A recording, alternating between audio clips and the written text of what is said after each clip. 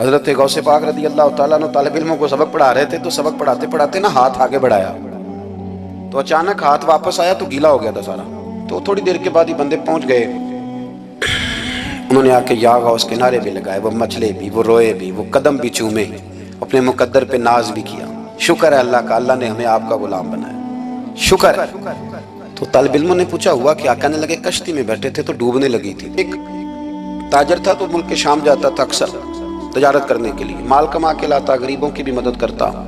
تاجر شیخ حماد کے پاس گیا، کہنے لگا میرے لیے دعا کر دے، میں جا رہا ہوں سفر کے لیے. تو انہوں نے کہا میں صبح بتاؤں گا. استخارہ کیا صبح، کہنے لگے نہ جانا، تیرا مال بھی لٹ جائے گا اور تو قتل بھی ہو جائے گا. وہ بڑا پریشان ہوا، حضور غوث پاک کے پاس گیا، کہنے لگا حضور، اور جب میری آنکھ کھلی تو میں اسی وقت ہی رخت سفر باندھا، سر پٹ گھوڑے دڑائے، کچھ رات کو کچھ دن کو، سویرے بغداد پہنچ گیا. کہتے خیال تھا کہ پہلے غوث پاک کے پاس جاؤں گا لیکن پہلے شیخ حماد سے ملاقات ہوگی. نبی پاک صلی اللہ علیہ وسلم نے فرمایا اگر تم چاہتے ہو رزق بھی بڑھ جائے، عمر بھی لمبی ہو جائے. ایک آدھ بات حضور غوث پاک کی عرض کرتا ہوں. حضور غوث پاک رضی اللہ تعالیٰ عنہ نے نا نبی پاک صلی اللہ علیہ وسلم کی اتباع میں وقت گزارا ہے. کچھ بندے اللہ کے بڑے خاص ہوتے ہیں. حضور غوث پاک رضی اللہ تعالیٰ عنہ کو اللہ نے اعزاز عطا فرمایا، شان عطا فرمائی کہ غوث اعظم درمیان اولیاء، جو محمد درمیان انبیاء. اس طرح نبیوں میں رسول کریم کا مقام ہے نا، اس طرح ولیوں میں غوث پاک جیلانی کا مقام ہے. حضور غوث پاک رضی اللہ تعالیٰ عنہ کو اللہ نے کئی اعزازات دیے. سب سے بڑی بات یہ کہ اللہ نے انہیں کرامات عطا کی. کرامت دین کا پورا ایک حصہ ہے. ہمارے یہاں نا لوگ کہتے ہیں اخلاق بیان کریں جی، وہ کہتے کیا تھے کرامت کیا ہوتی؟ بھئی کرامت تو قرآن پاک نے بیان فرمائی. آصف بن برخیہ جناب بلقیس کا، ملکہ بلقیس کا تخت لائے تھے. یہ اللہ نے کیوں آیت نازل کی قرآن پاک میں؟ وہ قصہ کہانی ہے کہ وہ جی تخت لائیں، یہ کیوں بیان کی؟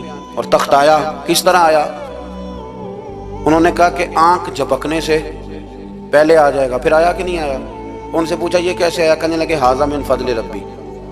او سنگیو، صرف حضرت سلیمان علیہ السلام کا امتی تخت لا سکتا ہے، نبی پاک کا غلام نہیں لا سکتا. یار آپ نے کرامت کا انکار کر کے اپنے آپ کو کمزور کر لیا. اور نہیں جی نہیں، یہ کیسے ہو؟ کیا مطلب ہے اس کا؟ آپ سورہ نمل روز پڑھے اور جناب سلیمان علیہ السلام کے امتی کی شان بیان کرے کہ وہ آنکھ جھپکنے سے پہلے 80 گز اونچا، 80 گز چوڑا، 80 من وزنی تخت آنکھ جھپکنے سے پہلے لے آئے.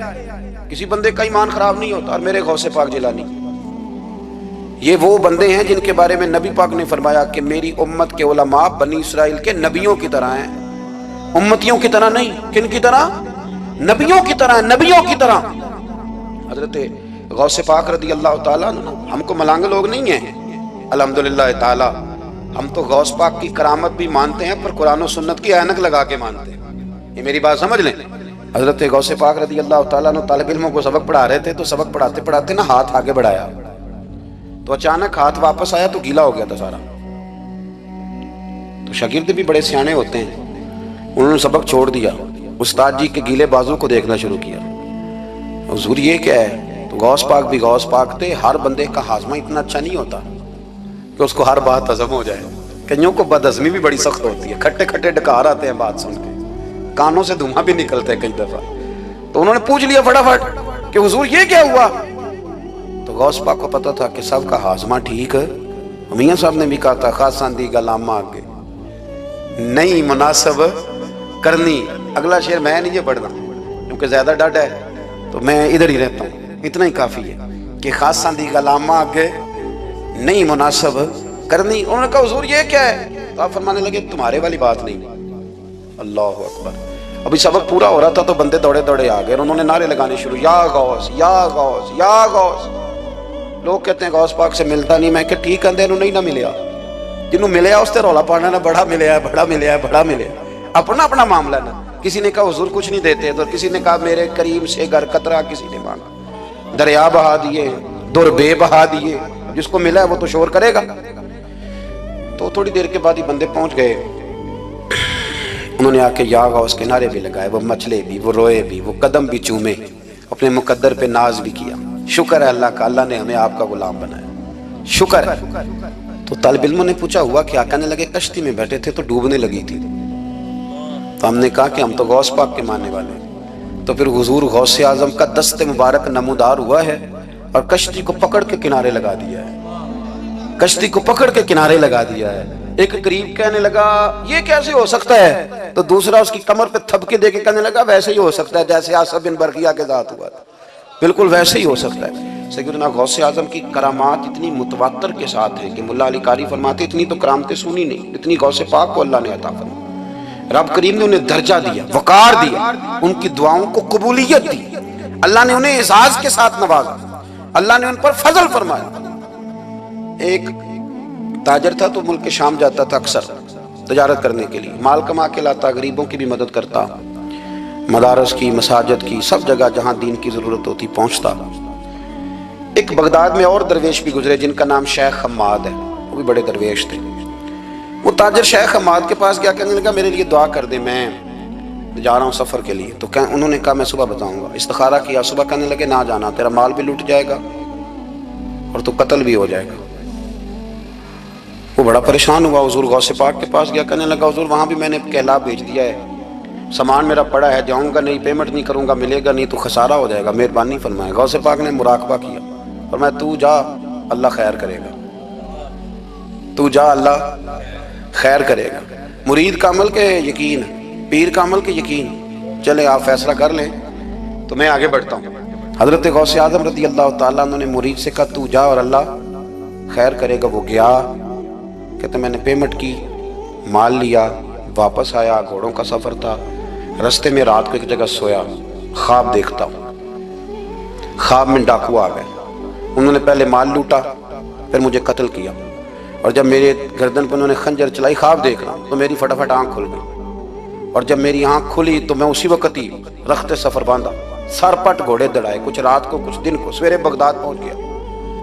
کہتے خیال تھا کہ پہلے غوث پاک کے پاس جاؤں گا، لیکن پہلے شیخ حماد سے ملاقات ہوگی۔ میرا چہرہ دیکھا، پریشان تو دیکھ کے مسکرائے، فرمانے لگے بھی تیرا پیر بڑا شاندار ہے، تیرا پیر بڑا شاندار ہے۔ وہ کام جو حقیقت میں ہونا تھا نا، حقیقت میں انہوں نے دعا کی ہے تو رب کریم نے اسے خواب بنا دیا ہے۔ ان کی دعا کی برکت سے اللہ نے اسے، اب میں بات مضبوط کرنا چاہتا ہوں تو میں ایک حدیث پاک بھی پڑھ دوں۔ لوگ کہیں گے جی مرنے والا بھی بڑھ جاتا ہے، عمر بھی بڑھ جاتی ہے، مشکات کی حدیث ہے، ترمذی میں بھی موجود ہے۔ نبی پاک صلی اللہ علیہ وسلم نے فرمایا ہے اگر تم چاہتے ہو رزق بھی بڑھ جائے، عمر بھی لمبی ہو جائے، تو اپنے رشتہ داروں سے اچھا سلوک کرو۔ اس کا مطلب ہے کہ عمر بڑھ جاتی ہے، موت کچھ وقت کے لیے ٹل بھی جاتی ہے۔ حضور غوث پاک کو اللہ نے بڑا اعزاز دیا، بڑی کرامات دی۔ آپ فرمایا کرتے تھے میں نے 40 سال اپنے رب کو راضی کیا مصلی پہ بیٹھ کے، تو میرے مالک نے پھر پوچھا ہے کہ عبد القادر کچھ مانگ لے، کوئی بات کر لے، تو سیدنا غوث اعظم رضی اللہ تعالیٰ عنہ فرماتے ہیں کہ میں نے پھر اپنے رب کریم کی بارگاہ میں عرض کیا مالک جو قیامت تک مجھ سے محبت کرے، فضل کرنا اسے بغیر توبہ کے موت نہ دینا۔ تو میرے رب نے میری اس دعا کو شرف قبولیت عطا فرمایا کہ جو مجھ سے پیار کرے گا، میرا نام لے گا، وہ بغیر توبہ کے نہیں مرے گا۔ جنات بھی آپ کی بارگاہ میں حاضر ہوتے، آپ کو شیخ بحر و بر کہا جاتا ہے۔ جب آپ نے منبر پر بیٹھ کر یہ اعلان فرمایا نا کہ میرا یہ قدم ہر ولی کی گردن پر ہے، تو خراسان کے جنگلوں میں معین الملت والدین عطائے رسول ہند الولی خواجہ معین الدین اجمیری موجود تھے، تو وہاں اعلان کرنے لگے، کہنے لگے غوث پاک صرف گردن پہ کیوں، آپ میری آنکھوں پہ بھی قدم رکھیں، میرے سر پہ بھی قدم رکھیں۔ اللہ نے ان اولیاء کو بڑا اعزاز دیا، انہیں اللہ نے بڑی شان دی۔ اپنی نسبت اللہ کے بندوں سے مضبوط رکھیں۔ ضروری نہیں کہ آپ کسی جگہ مرید ہی ہوں گے تو آپ کی نسبت مضبوط ہوگی، آپ خواجہ معین الدین سے پیار کریں، آپ حضرت بہاءالحق نقشبند بخاری سے پیار کریں، داتا علی اجویری سے پیار کریں، آپ غوث پاک جیلانی سے، آپ اللہ کے نیک بندوں سے محبت کریں، ان کا تذکرہ سنیں۔ اب تو پوری مہم چلی ہوئی ہے اللہ کے بندوں کے خلاف، لوگوں نے ایسا وار چلایا کہ بس جی کچھ بھی نہیں جی آپ چھوڑیں، آپ ڈائریکٹ کتاب و سنت کو پڑھیں، کوئی بھی نہیں جی، کوئی ولی نہیں، تو پھر وہ جو اتنی آیتیں ہیں، وہ حدیثیں ہیں، وہ سارا کچھ، اس کا مطلب ہے امت میں ولی ہوتے ہی نہیں۔ تو الا ان اولیاء اللہ لا خوف علیہم ولا هم یحزنون کا کیا معنی ہے؟ اس کا کیا مطلب؟ آپ نے تو ملیا میٹ کر دیا، سارا پوری مہم چلی، اللہ کے بندوں سے پیار کریں۔ اور میرے نبی پاک صلی اللہ علیہ وسلم نے فرمایا جو جس سے پیار کرے گا قیامت کے دن اسی کے ساتھ اٹھایا جائے گا۔ میرے رسول کریم صلی اللہ علیہ وسلم کا کمال یہ ہے کہ رسول پاک کو کبھی اشتعال نہیں آیا، اور بھائی حضور کو کبھی اشتعال، بول کے بتائیے، اشتعال چھوڑ دو، ہم محتاج ہیں نبی پاک کے، ہم نے جو سیکھنا ہے اپنے نبی سے سیکھنا ہے۔ وہ اگر زندگی میں آپ نے اشتعال چھوڑ دیا، بہت سارے لوگ دانا پھینکنے آتے ہیں، وہ پھینک کے چلے جاتے ہیں، ہم پیچھے سے لڑتے رہتے ہیں۔ اگر آپ اشتعال چھوڑ جائیں، دیکھو حضور کے میلاد پر میں نے کیا بات چھیڑی ہے، بڑی ضروری سمجھی ہے تو چھیڑی ہے۔ نبی پاک کو نا اپنے دادا سے بڑا پیار ہے، بڑا، دادا سے، والد سے تو ہوتا ہی ہے، ماں سے تو ہوتا ہی، حضور کو اپنے دادا سے۔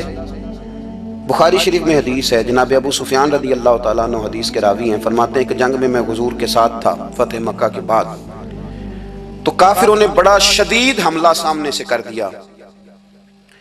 فرماتے ہیں جب انہوں نے شدید حملہ کیا تو مسلمان تھوڑے پیچھے ہٹے، ارادہ یہ تھا کہ نئی منصوبہ بندی کے ساتھ آگے بڑھیں گے۔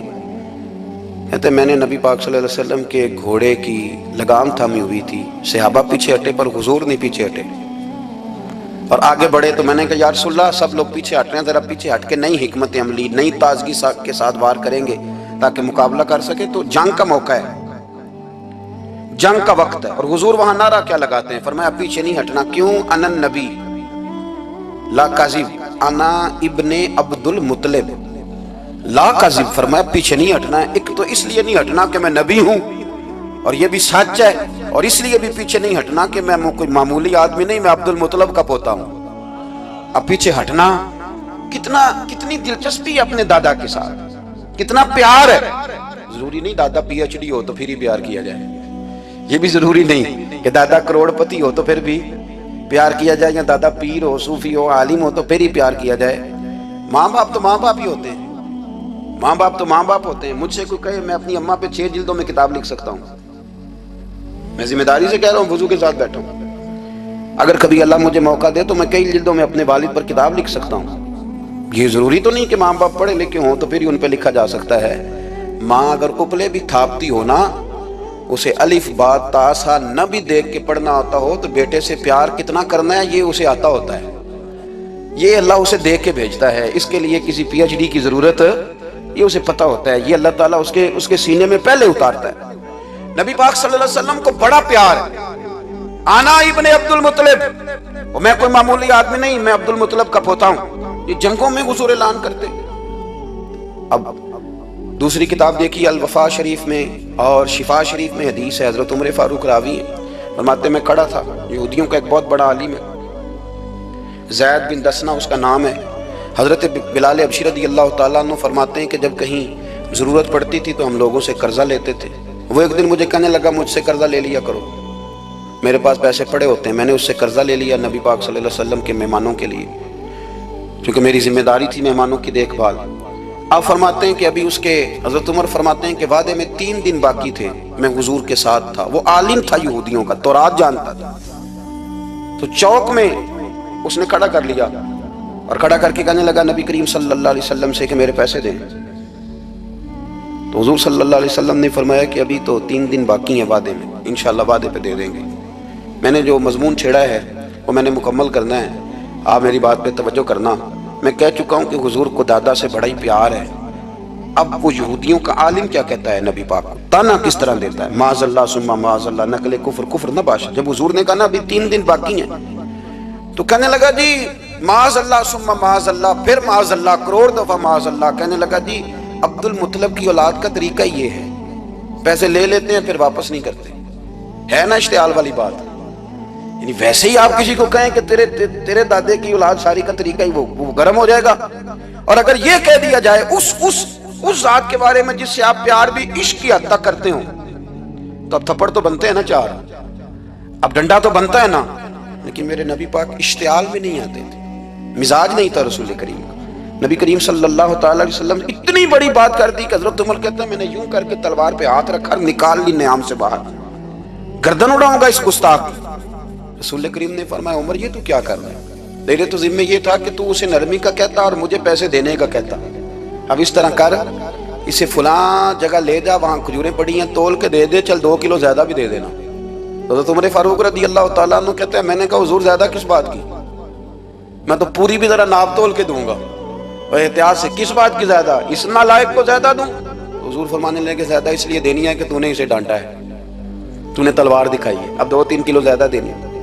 حضرت عمر کہتے ہیں میں لے گیا، اور میں نے 2-3 کلو کھجوریں زیادہ دی، پر وہ میرے اندر جو اس کے بارے میں کوفت تھی وہ جاتی نہیں تھی، میرا دل کرتا تھا کاٹ ڈالوں اسے، اور جب میں نے دے لی نا تو میرے قریب آیا، میرے گھٹنے پہ ہاتھ رکھا۔ آنسو بڑے قیمتی ہوتے ہیں، ایک کبھی نکلتے ہیں، کہتے ہیں جب میرے گھٹنے پہ اس نے ہاتھ رکھا تو وہ یہودیوں کا عالم رو پڑا، کہنے لگا عمر تیرا کیا خیال ہے کہ میں بلا وجہ یہ میں نے بات کر دی؟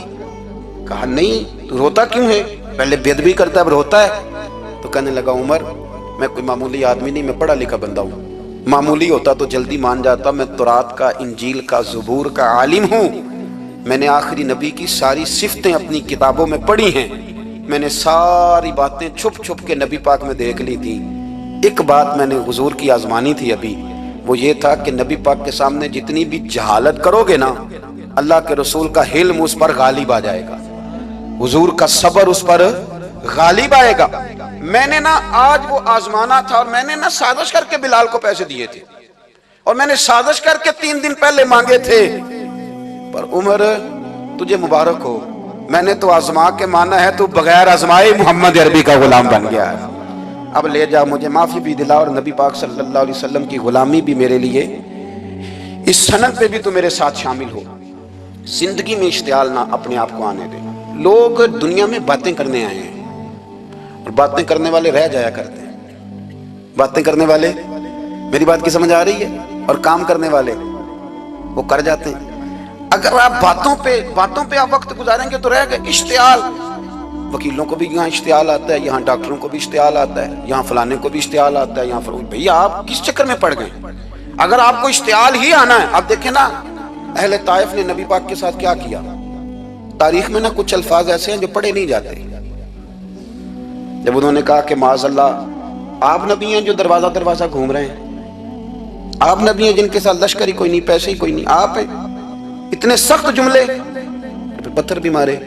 اشتعال تو 1.5 منٹ میں آ جاتا بندے کو، اور ہمارے ہاں تو رہ بھی صرف اشتعال ہی گیا ہے، صرف اشتعال ہی ہے، جس کو دیکھو اسے اشتعال ہے، ادھر بھی لڑائی، ادھر بھی دنگا، ادھر بھی فساد۔ بھئی آپ چھوڑیں۔ رسول کریم علیہ السلام کو حضرت زید بن حارثہ نے کہا حضور دعا کریں گے تباہ ہو جائے، نبی پاک نے فرمایا، لفظ حدیث کے فرمایا لم ابعث لعانا، فرمایا میں کو تانے دینے والا بن کے آیا ہوں، میں کو وہ ہوں جو تانا زنی کروں گا، بد دعا دوں گا انہیں۔ فرمایا انما بعثت ہادیا و رحمہ، فرمایا میں تو رحمت بن کے آیا ہوں اور لوگوں کو ہدایت کا راستہ دکھانے کے لیے آیا ہوں۔ زندگی میں کبھی بھی اشتعال۔ ایک بات اور کرنی ہے آپ سے، اس پر بھی آپ نے خاص توجہ کرنی ہے، جو ہمارے لیے سرکار کی محتاجی میں سے خیرات ہم نے لینی ہے، وہ یہ ہے کہ نبی پاک صلی اللہ علیہ وسلم کو نا قرآن مجید نے حریص کہا۔ اللہ اکبر۔ یہاں شاید آپ مجھے کہہ دیں تو میں ناراض ہو جاؤں، لیکن قرآن نے کہا حریص علیکم بالمؤمنین رؤوف الرحیم۔ اللہ کرے کہ ہم قرآن کے الفاظ پر غور کریں۔ حریص علیکم، اے میرے محبوب کے غلاموں، نبی پاک صلی اللہ علیہ وسلم نا تم پر حریص ہیں، یعنی تمہاری بھلائی چاہنے میں جلدی کرتے ہیں، تمہاری بھلائی چاہنے میں۔ یہ ایسے الفاظ ہیں کہ اس سے بڑھ کر میں ان کا معنی نہیں کر سکتا، اگرچہ علماء تفسیر نے حریص علیکم کے کئی معنی بیان فرمایا محبوب کو جلدی ہے۔ بیٹا بھی اماں سے کہتا ہے اماں آہستہ آہستہ ہی میری ترقی ہوگی نا، اب مرید بھی پیر صاحب سے کہتا ہے حضرت صاحب ہن میں شروع کرتے لئیے سویرے اٹھتے پہنا تے اے میں ہولی ہولی کر کے داڑھی، مجھے تو خیر بہت سارے کہتے ہیں، اس لیے ایک میرے سنگی ہیں اللہ تعالیٰ انہیں جزائے خیر دے، وہ جنوبی پنجاب سے ہیں تو وہ سرائکی ہیں۔ اب ہمیں اللہ نے یہ اعزاز دیا ہوتا ہے کہ ہمارے پاس ہر زبان کا بندہ ہوتا ہے، اس لیے کئی دفعہ اپنی زبان بھی گٹ مٹ ہو جاتی ہے، کیونکہ سب سے بات کرنی ہوتی ہے نا جی۔ تو مجھے کہنے لگے ایک دن فون کر کے پیر صاحب مبارک ہو گئے، میں نے کہا جی خیر مبارک، کیا ہوا؟ کہنے میں ان چھوٹی چھوٹی داڑھی رکھ لئی اللہ دے فضل نہ۔ میں کہا چلو میں تیری مبارک قبول کرتی تو مہربانی کریے انہوں کھاد شاد باندھا رہی تاکہ تھوڑی بڑی بھی ہو ہی جائے کہ مبارک ہوئے۔ میں چھوٹی چھوٹی، میں کہا چلو اللہ کریم خیر کرے گا بڑی بھی ہو جائے، حالانکہ داڑھی کا کوئی وزن ہی نہیں ہوتا، کیوں ہوتا ہے نہ چھوٹی کا نہ بڑی کا، اللہ سمجھنے کی توفیق عطا فرمائے۔ باہر کا جو بات عرض کرنی ہے اس کی طرف آتا ہوں آپ حضرات سے۔ حریص علیکم، بھئی ہر بندہ کہتا ہے میں آہستہ آہستہ چلوں گا، لیکن نبی پاک صلی اللہ تعالی علیہ وسلم نے شوق رکھتے میری امت کو جلدی سے خیر ملے، جلدی سے. آپ دیکھیں نا، ہم نے نا اصل میں سنی تقریریں، سنانے والوں نے سنا دی، بس وہ ٹھیک ہے، ایک نظام ہے، لیکن کبھی کبھی نا ہم الجھ جاتے ہیں، اڑ جاتے ہیں کہ یار ایسے بھی ہوتا ہے. نبی پاک جلدی کرتے ہیں اپنی امت کو خیر دینے میں، جلدی. حضرت ابو ہریرہ نے حافظہ مانگا تو فٹافٹ دیا حضور.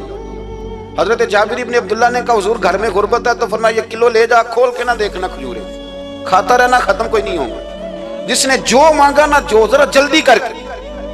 مرنا ہے، قبر میں جانا ہے، پھر قیامت تک قبر میں لیٹنا ہے، پھر قبر سے اٹھنا ہے. وَإِذَا الْقُبُورُ بُعْثِرَتْ عَلِمَتْ نَفْسٌ مَا قَدَّمَتْ وَأَخَّرَتْ. پھر وہاں سے اٹھ کے حساب دینا ہے. حساب کے بعد جنت دوزخ کا فیصلہ ہونا ہے. اور میرے نبی پاک صلی اللہ علیہ وسلم کو بڑا شوق ہے امت جلدی جلدی جنت میں جائے، لہذا فرمایا ابو بکر تو بھی جنتی ہے. حضور وہ قبر، وہ اٹھنا، وہ حساب کتاب، فرمایا میں جانوں اللہ جانے. عمر تو بھی جنتی ہے، عثمان بھی جنتی ہے، علی بھی جنتی ہے، طلحہ بھی جنتی ہے، زبیر بن عوام بھی جنتی ہے، طلحہ بن عبید اللہ بھی جنتی. 10 بندوں کو نہ کھڑے کھڑے جنت. امام حسن اور حسین پیچھے کھیل رہے تھے تو پوچھ لیا کسی نے حضور یہ 10 تو جنتی ہیں، تو فرمایا جو پیچھے ہیں تو کہا سید الشباب اہل الجنہ، یہ جنتی ہیں اور یہ جنتیوں کے سردار ہیں. آپ ذرا پلٹ کے دیکھ لیں کس طرح حضور نے، اور یہ اس شوق کو آپ سمجھیں. ہمیں تو شوق ہی کوئی نہیں، اب یقین کریں نہیں شوق. زیادہ سے زیادہ شوق ہوگا تو اپنے بیٹے کے حق میں ہوگا کہ جلدی جوان ہو جائے، اور اس میں بھی ہماری ڈبل لالچ ہوتا ہے کہ بچہ جوان ہو جائے اور میں کبھی بوڑھا بھی نہ ہوں، یہ بھی جوان ہو جائے اور میں بھی جوان ہی رہوں. بھئی یہ تو نہیں نہ ہو سکتا. اگر وہ جوان ہوگا تو پھر آپ کو بوڑھا ہونا پڑے گا، لیکن ہمارا ڈبل لالچ ہے کہ یہ بھی جوان ہو جائے اور میں بھی جوان ہی رہوں. یہ ہو سکتا؟ نبی پاک صلی اللہ علیہ وسلم نے فرمایا، آپ ذرا غور کریں، فرمایا وہ پیر رومہ ہے جو خرید کے دے دے گا میں اسے جنت کی بشارت دیتا ہوں. فرمایا جو مسجد بنائے گا میں گارنٹی دیتا ہوں اپنے لیے جنت میں مکان بنا لے گا. میرے رسول کریم علیہ السلام جنت کو آسان کرتے چلے گئے. فرمایا 2 چیزوں کی ضمانت دے دے، زبان اور شرمگاہ کا غلط استعمال نہ کرنا، میں تجھے گارنٹی دیتا ہوں کہ رب تجھے بغیر حساب کتاب جنت عطا کر دے گا.